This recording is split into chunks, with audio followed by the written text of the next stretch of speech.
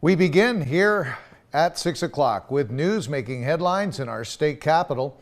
The latest on the lawsuit filed by State Senator Sabrina Cervantes. Cervantes now taking legal action against Sacramento police, accusing the department of misconduct over how it handled her DUI citation back in May.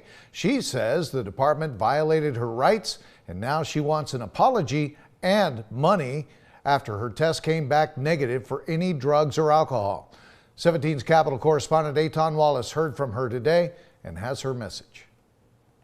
It is about accountability. Riverside State Senator Sabrina Cervantes announcing she's filing this claim against the city of Sacramento and its police department, alleging Sac PD violated her rights back in May when officers cited her with a misdemeanor for allegedly driving under the influence of drugs, an allegation Cervantes denied from the very beginning, arguing it lacked any evidence. I want my constituents and the people of California to know the facts. Back on May 19th, Sacramento PD said its officers believed Cervantes showed signs of impairment as they met her at the hospital after she was T-boned at the intersection of S and 14th Streets in downtown Sacramento, just blocks from the state capitol. But Cervantes long maintained her innocence, even providing her own toxicology report indicating drugs and alcohol were not detectable in her system.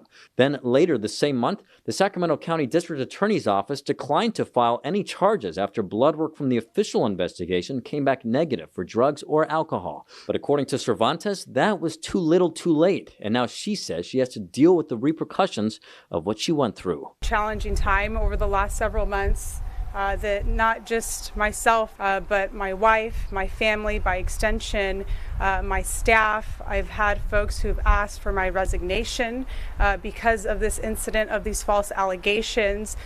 These are attacks that I get every week since this event unfolded. Now she's demanding at least $25,000 in damages from the city, although the exact amount has not been disclosed. She and her lawyer are also demanding an apology from Sac PD after they alleged officers submitted false sworn statements in the investigation and leaked untrue details to the media. That, according to Cervantes' attorney, in his words, hurt and harmed the reputation of the senator. Cervantes' lawyer going on to argue what happened to his client is retaliation for a bill she authored addressing alleged law enforcement abuse of license plate readers statewide.